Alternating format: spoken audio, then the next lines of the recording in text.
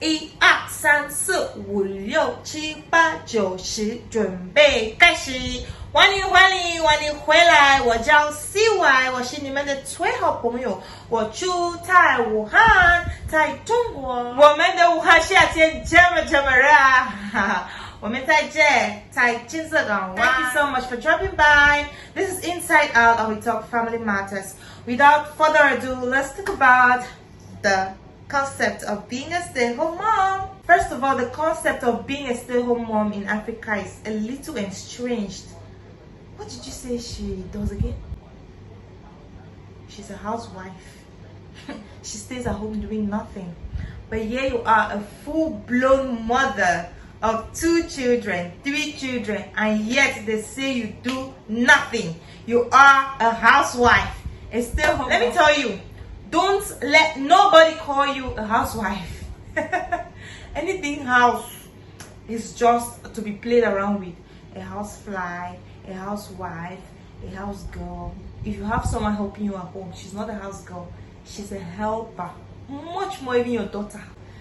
So don't let no one tell you you're a housewife. Even if what you do in essence is taking care of children, while the father and the husband of the home goes out to fend for the family. This is my personal story. I was married quite early, right? And the transition was quite sharp from my spotlight TV presenter job to a sharp transition of being a young mother at 24. In those days, many of these things that we have now, Tabek and Co, I'm not claiming too old, but they were not pretty common. In 2014, how many of us Cameroonians had smartphones? Talk less of WhatsApp. Let's even leave social media apps like YouTube and other Instagram, where there's all the information that you may need and may not even need. If you are working right now as a single girl, if you're on a job, never ever shame another girl for being at home taking care of her children. There are many factors that come into play that revolutionize people's lives and they become stay-at-home moms, whether voluntarily or otherwise. One of them is migration. A girl who was on a job back home in Cameroon, Nigeria, wherever she was, now moves to a foreign country to be with her husband, and things change. A new culture, a new language, a new in fact, basically most things are different. She can't even drive, she can't speak the language, she doesn't have the right permit to work yet, and she's just forced to stay at home. That's one factor. The next thing is that there is a baby. Where is she supposed to keep this baby? So when you have a new baby, you can't afford. It's just, most of the time, it's just you and your husband and friends in a foreign land. You know that abroad, the pace is quite fast. Everybody's out there chasing money and there's no time for indigenous community life the way we do it back home. So you have this new baby and all you have is now 3 of you in your family. You cannot afford to take your newborn baby as a new mother to a daycare at how many months, for crying out loud. And then you say you're going to look for a job. How much would that job pay you that you cannot let it go for the life of your child? So at this point, let no one make you feel bad that you were earning so much money, you had so much independence, and then right now all you do is stay home rocking a baby from morning to night, making meals and staying in your baggy clothes from night to only when you take a shower the next night. The third factor that happens is by personal choice. People just decide, I want to stay home and take care of my children. I don't want to work in these 2 years or 3 years. I just want to stay. Let no one oblige you to the feeling of, oh my God, how could you be staying home to take care of children? Is this why your parents sent you to school? I am saying that you don't need to look upon someone who stays at home as lazy or not having any headway in life because he or she doesn't commute to work or not. There's a lot of things that people do that fetch their monies off of their laptops and just around them. There are many jobs that you can do online, okay? So another factor that happens for people to be stay home is, as I've said, permitting. You go to a new country, you cannot work because you don't have a permit yet, a work permit, a work visa yet. It takes time and it's quite expensive. Would you be raising lots of money to get you a visa, or you want to settle your family? A lot of factors that come into play. Before you let someone bash you, or before you let yourself, before you hit your head against the wall that you're not working, you become a stay-at-home mom, please remember that there are a variety of things that people go through to put their families together. You may have said, I cannot be in a man's house, not working, for what? But that's your situation, deal with it. That's your reality, deal with it. You may be sacrificing one or two things in order for your family to go through a certain challenging phase or period in your life at that time. Do not now compare yourself to other people. Do not now compare yourself to other people and feel like, oh, she's doing so great. We're in the same country, she has a job and I don't have a job. Feel comfortable in your own skin and let no one call you a housewife. I already said that. The term for it is stay-at-home mom. Okay? Housework is daunting. I've always said it here. It is daunting. So if someone tells you that you will do nothing, let them switch roles with you for just one day and watch you having to go to the playground with your children, having to arrange for meetings, having to buy things online, having to fix meals, having to pack the meals for your kids to go to school, having to do a lot of those behind the scene things that nobody really sees and appreciates. When people come back home for dinner and the table is all set, excuse me, glory to God, oh, mommy has cooked, wow. They don't know the hustle that you went through, even to plan meals, even to put the home together. And then probably you're fighting within. You're trying to feel that you're important because you're thinking, I went to school, I was on a job, what has become of my life? Well, if someone asks you, what do you do? Tell them, I'm a stay-at-home mom. I take care of domestic affairs at our corporation. Wait, I watched a video. This person knocked at the door of a huge mansion in a rich neighborhood in somewhere in the US, I don't even know what state it was, and asked the lady, ma'am, your house is beautiful, what do you do? She said, well, I'm the CEO of this place. You're the CEO of your home. Home management is your first job.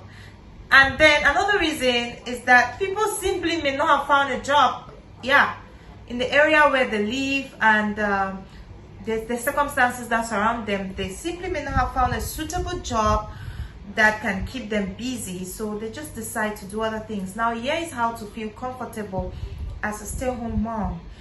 The downside of this is that the fact that you do not go to anywhere corporate day in, day out may just lead you to abandon yourself. You do not even comb your hair is tied in a bonnet from morning to night. You just wear baggy shorts and you're gone because who is looking at you? The baby is crying, by the way. There's no time to be checking time. And then your body is spiraling out of shape because you're not active. Probably you don't work out because you're caged behind this curtain of being a stay-at-home mom.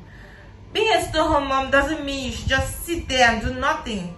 I know it's quite difficult to take care of a baby. I know that.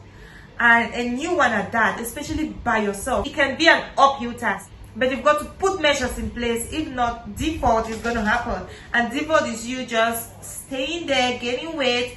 Default is you just ignoring yourself because you don't go anywhere. Who is looking at me? Maybe you're breaking out, but you don't care that much. Maybe you need a change of wardrobe, but you don't care because you've poured out your life in this new state you've found yourself. And most times it's a little emotionally torturing. Should I say psychologically torturing? Because these ladies are not used to this kind of life, so it's difficult. Whether at home or abroad. The worst situation is if it's abroad, because probably they're not friends or people who come around to check on you and stuff like that. You are caged in a world of your own. But guess what? Everybody thinks that you're the happiest woman in the world. You're the happiest woman on the planet because you just had a new baby. You live with your husband and you're living abroad maybe, and then things are going perfectly well for you. But it may not be the case. So give yourself time. Tell yourself, okay, on Thursdays you are going out, or any day of the week you're going out to meet with other mommies without the children. Leave the children at home with daddy or whoever. Look for someone to take care of the children. Around, expose yourself to nice things that will remind you of how nice you felt about yourself before getting into this this condition, before getting into this phase of your life. Let everyone know rest time for mommy is this time. Mommy day is this day. For me especially, I used to just use Sundays, and before that I said well ahead of time, please, Sundays I want to go out. Everybody please match break, because I want to step out. I start preparing their mind so that on that day when I say I'm going, no one should tell me that yam done, yam never done, I am on my way. And then I used to look up to Sunday services as well, because people come and tell me that you're not going to church to show. Please, that was my own day to dress up and look nice and make up and feel nice about myself. So on Sunday I'll take time to do my makeup before I forget how to even do lashes, which I'm still struggling with up to now. Because I had to intentionally boost up myself so that I don't stay stuck in a phase that will be difficult for me to get out of in the subsequent future. Just this can make you fall in love with baggy trousers and sweatpants and big t-shirts, walking around the house like a yoga instructor. So my story, I became a stay-home mom for the last part of 2014, so from September, and then 2015 I went to school. 2015, 2016, yeah, those 2 years I was in school in South Africa. In South Africa we speak English, but the first language, English is one of the languages, but it's not widely spoken, or at least not in Bloemfontein where I lived. It was mostly Sesotho that was spoken in the black community. So that was one big challenge for me, navigating life as a student and all of that. 2017, a second baby. So this is me being an active student mom from 15, 16, and 17 was a pregnancy or gap year. And then I came back to the real deal in 2018. And then that was in China here, in this country. This is me with a 4-year-old and a 3-month-old. At that time, I was just under 30. Yeah, this is me juggling 2 children like I've never done before. Because when my first was born, Kaline, she went to daycare, yeah. So I would say the full responsibility of taking care of a child the whole day was not really my thing. I would just prepare her for school, drop her off at school, her dad would drop her off at school, and then we pick her back up in the evening dinner time, and they would just have a full day on Saturdays and Sundays. But it was quite different now with me, with 2 kids to be with the whole day in a new country. I didn't even know how to say ni hao, not to talk of xie. Everything I had to do from my phone. It was quite hard for me. It was overwhelming. It was difficult. I felt the pressure kicking in, like, this is so tough. This is happening so fast. I was still trying to figure out myself. I didn't even know how to take care of myself, not to take care of 2 children, a home, and a husband in a new country. Every time I had to go out for immunizations or whatever, it will freak me out because I have to take a taxi. They have to ask me, should I stop here? I don't even know how to answer. It will freak me out, but it was quite difficult. It was the most overwhelming part of my life. Then I started feeling too, I'm not doing anything. What about my certificate? I went to school, I did journalism, I did corporate and marketing communication. What about my certificate? This is how my life is going to end. So I'll not be able to, by myself, send a huge amount of money to my mom, except from the pocket allowance I received. So I'm like, oh my God. I was pressuring myself from within. I was not feeling, I was mentally tortured. Let me put it that way. In every sense of the word, I was overwhelmed. I just had to say, Holy Spirit, please help me. I used to feel these headaches right at the front side of my head from overstressing and overthinking. How do they call this thing? Is it cortisol? It was just rushing in my head like the sound of many waters. I had to tell myself, calm down, calm down. And then one thing that helped me is that in this community where we are, or in our formal community, yeah, we had all sorts of people from different countries. There were Americans, Japanese in the international school community. And then we had different moms stay home with their children. And we were not allowed to be on a job when you have a child under 3 years old. Not allowed.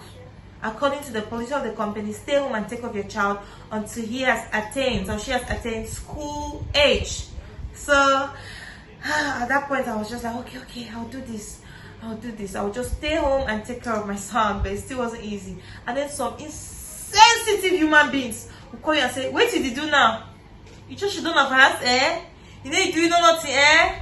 Oh my god. But at one point I had just developed a thick skin. I wasn't paying attention to all of those things again. I wasn't even paying attention to my own fears or insecurities because I had dealt with them. I no longer had any worries about not working. I even tried to start a blog. I even tried to start this YouTube channel on another niche. It didn't work because for me to film, edit, oh, it was overwhelming, taking so much of my prepping meals, making sure everything is in order, making sure that I'm being a good mother, wife, daughter, child of God. Everything was the part that was kicking in my head. I told myself, people are out there working, making money. I'm in here, so I need to prove myself worthy, okay? I went from pressuring myself to encouraging myself to want to do something more. I told myself, I like to write, I like to talk, so what can I do with this? When I want to settle down and do something, then and one or two things around the house need my attention. So I began telling myself that don't pressure yourself, take it easy, you can do it as much as you need to thrive. Don't put pressure on yourself. I know that you need to get out of the comfort zone, but do not push yourself too much such that your back is against the wall. Yeah, do not push yourself too much. I started learning how to strike a healthy balance between rushing for my goals and also dealing with my realities. Like, I know very well that I've got 2 kids under 5. Yeah, 2 kids under 5, a whole home to take care of, and a husband. And I also have to emerge, but then let me deal with my realities in my hand. I started wanting to do a lot of things. I started wanting to work out, started wanting to write my blogs. Then I started writing on my blogs. Then I will feel this pressure of, you're not updating, what's happening? Are you allowing the cares of being a stay-at-home mom just drown down who you are as a personal brand? Then I told myself, enough! Ha! Let's see. I told myself, take it easy, man. You're trying. Give yourself a pat on the back. You're trying. Look at these 2 kids you're taking care of now. Look at this husband now. Look at. And there are a lot of things I was doing behind the scene, for real. A lot of things. I was even helping my dear husband communicate, because sometimes he forgets to. Sometimes he forgets to reply some messages. Sometimes he forgets to make some critical, important calls, like book a date for book a date for the passport renewal, book a date for an important meeting. I started doing all of those stuff, and that's why I'm saying being a stay-home mom is quite critical, because you are like the PA of the boss. You arrange those meetings, you close those deals, you do those tiny things that people who are in front of the scene do not realize. Oh, I don't know if there's any other thing I've forgotten, but if there is, I would write it down as I'm editing this video. And I hope you enjoyed it. If you are a stay-home mom, please take it easy on yourself. I know that you may not be able to afford the kind of money that you want now. You probably want to start a business, you want to be financially independent, you want to do a lot of things, but you cannot do because you're tired of asking, husband, please, can you give me some money today? Can you give me some money tomorrow? Give her a salary. This is a job she's doing, and so she too doesn't want to ask because she's just feeling overwhelmed. All right, I forgot to mention that last year I got a job, and that's the whole part. I was still a mom, a working mom. I became now a working mom.